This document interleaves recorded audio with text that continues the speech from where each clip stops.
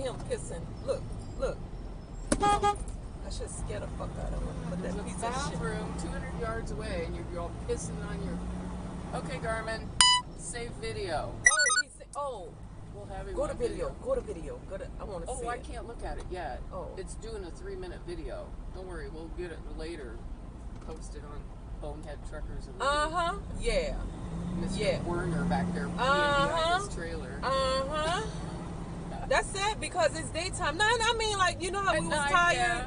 We was tired and we was going to get back there and we was going to sit there and do it. But we waited. But that was in a gravel lot, too. That wasn't in on the parking lot. Love's parking lot, yeah. His lazy ass. That's a little different. That's a total lazy ass there.